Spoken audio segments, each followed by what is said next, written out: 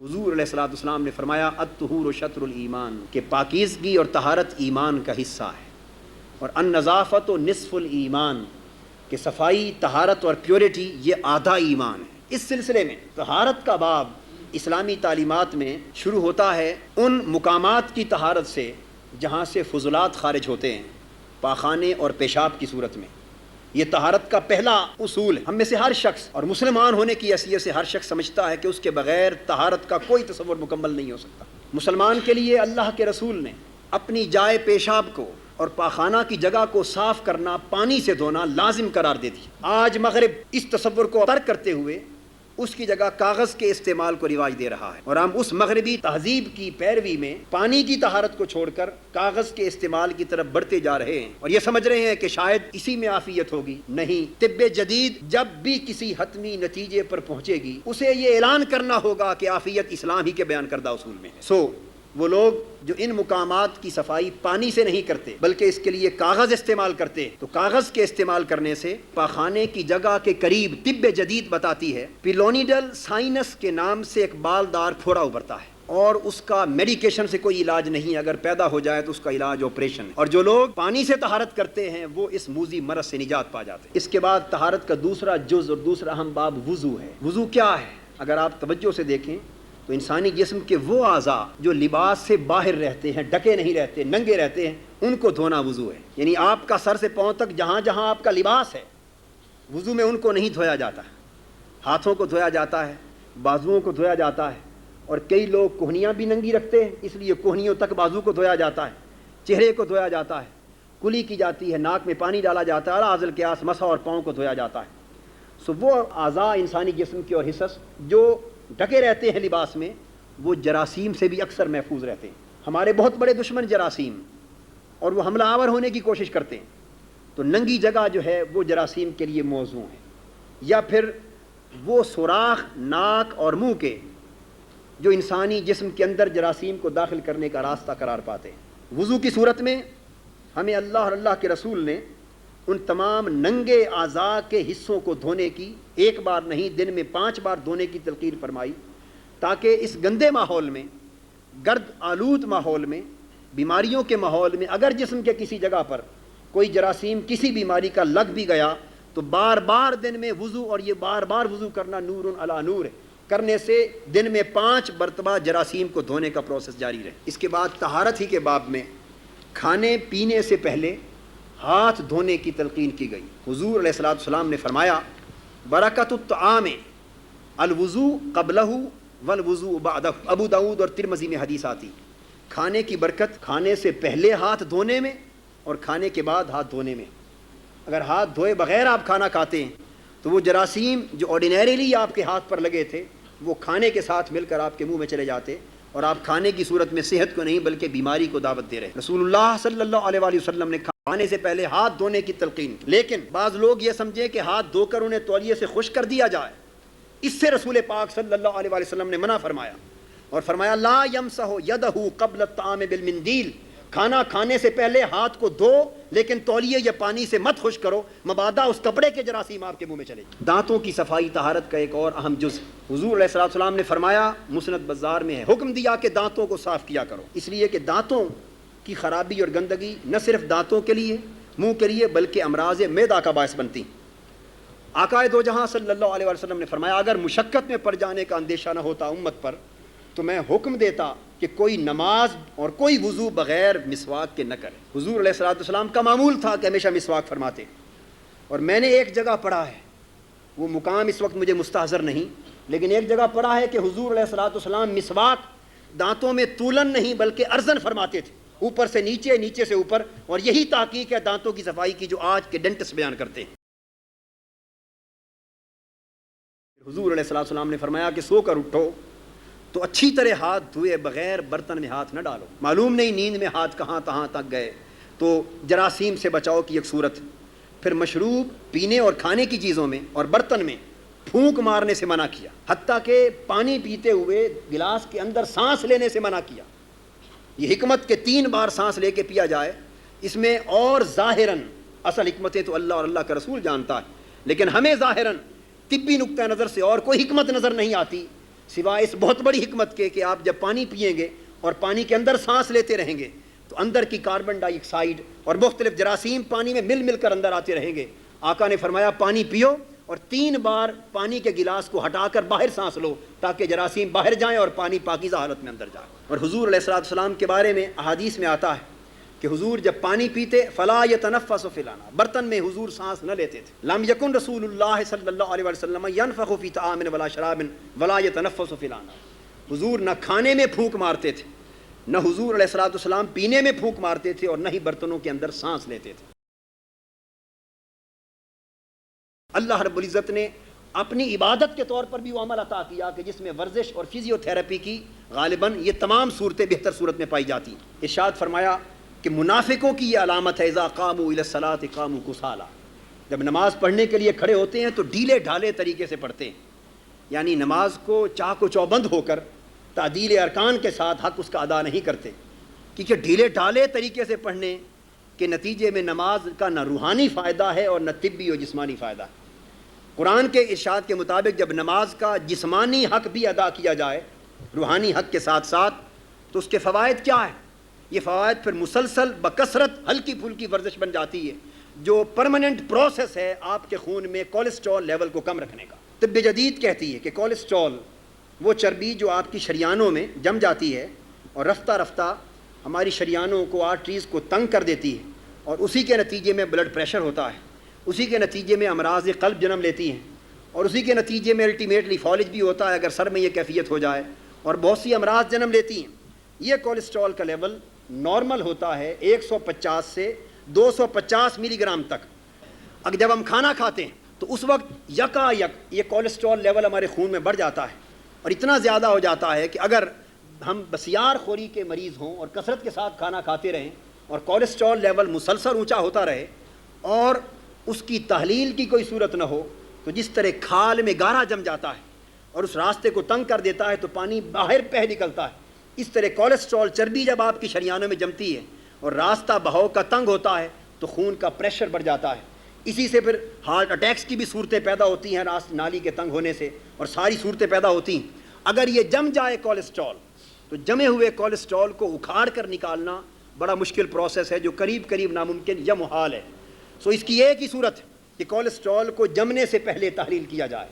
سو اللہ رب العزت نے ہم کو نماز پنجگانہ کا حکم صادر فرما کر ایک ایسا انعام فرمایا امت مسلمہ پر اور عالم انسانیت پر کہ وہ اوقات، یہ نقطہ قابل توجہ ہے، وہ اوقات جو خالی پیٹ کے نماز کے اوقات آتے ہیں، جب انسان نے کھانے سے اپنے پیٹ کو بھرا ہوا نہیں ہوتا اور کمپیریٹیولی پیٹ خالی ہوتا ہے، وہ ہے فجر کا وقت.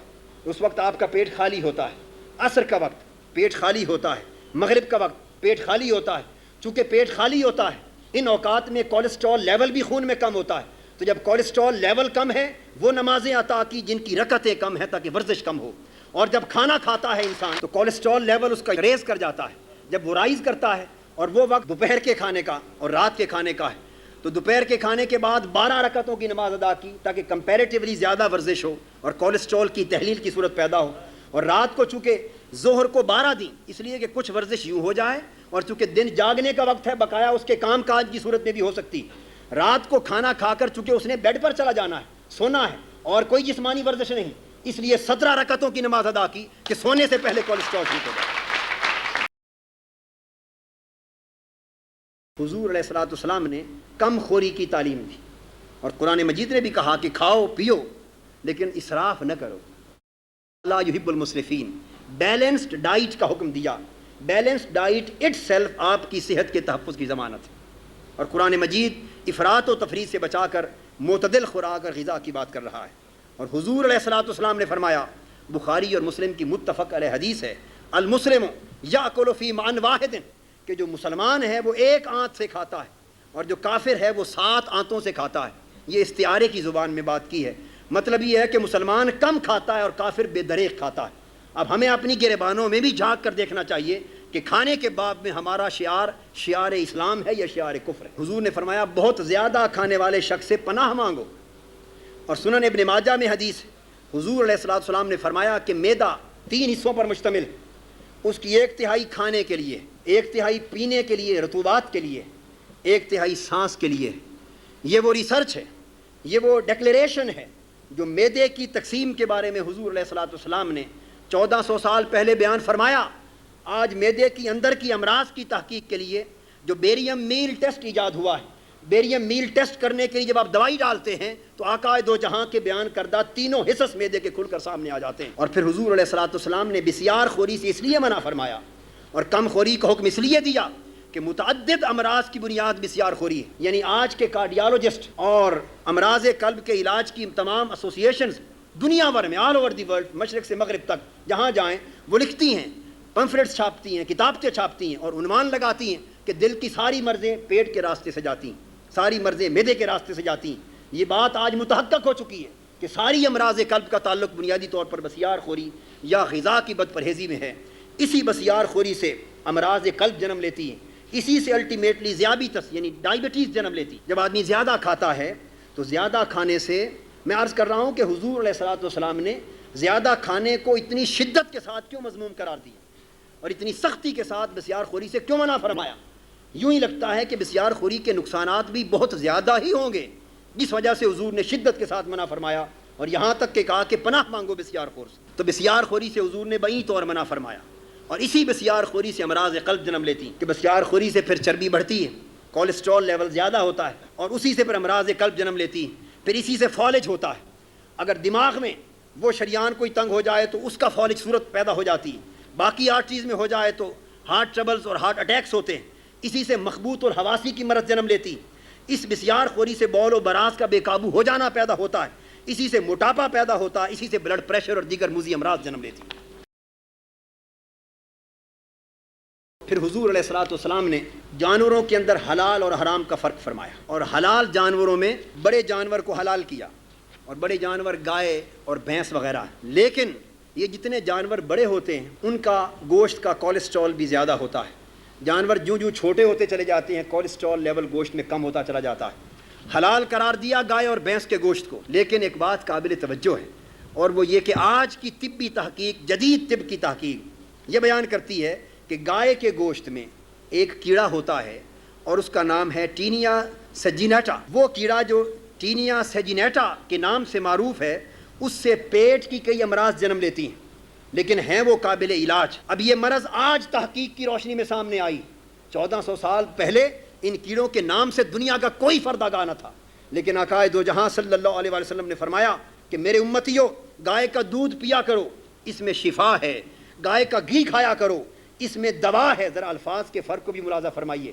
دودھ پیا کرو, اس میں شفا ہے.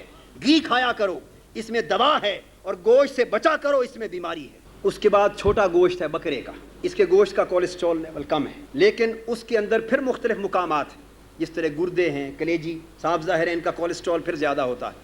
اور ان گوشت کے مختلف مقامات سے سب سے کم کولیسٹرول رکھنے والا اور چربی رکھنے والا گوشت کا حصہ بکرے میں گردن کا گوشت ہے. آج کی جدید طب اس امر سے متفق ہے لیکن اس آقائے دو جہاں صلی اللہ علیہ وسلم جس کو علامہ اقبال دانائے راز کہتے ہیں اور دانائے سبل کہتے ہیں, ذرا اس سے بھی پوچھ کر دیکھو.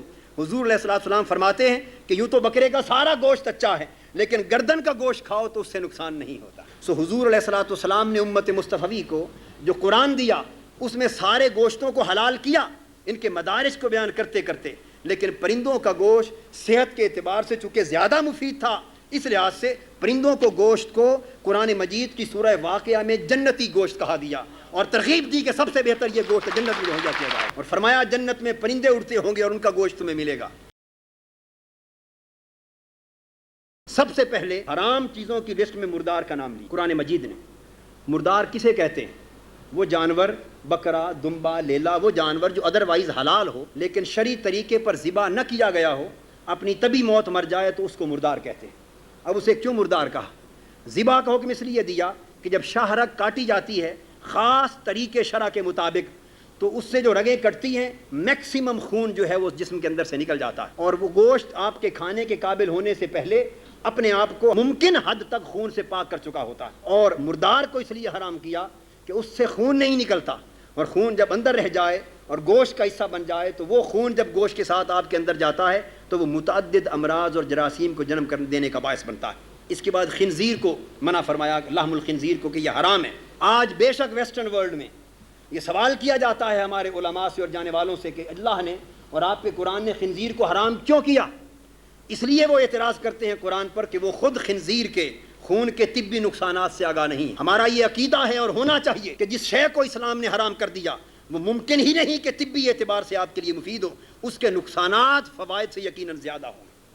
فوائد ہو سکتے ہیں، منافع بھی ہو سکتے ہیں، نقصان بھی ہو سکتے ہیں، لیکن اسمہما اکبر من نفعہما، اس کے نقصانات اس کے فوائد سے بڑھ کر ہوتے ہیں، اس لیے حرام ڈکلیئر کر دیا جاتا ہے۔ خنزیر کو حرام ڈکلیئر کر دیا شریعت اور قرآن مجید نے۔ آج کی تحقیق جو جدید طبی تحقیق کی صورت میں سامنے آئی اور جس نے قرآن مجید کی اس حرمت کی توثیق کو تصدیق کر دی، وہ یہ ہے کہ اس خنزیر کے گوشت میں ایک کیڑا ہوتا ہے جس کو کہتے ہیں ٹینیا سولیم۔ یہ کیڑا مرگی کا باعث بنتا ہے، مرگی کے دوروں کا باعث بنتا ہے۔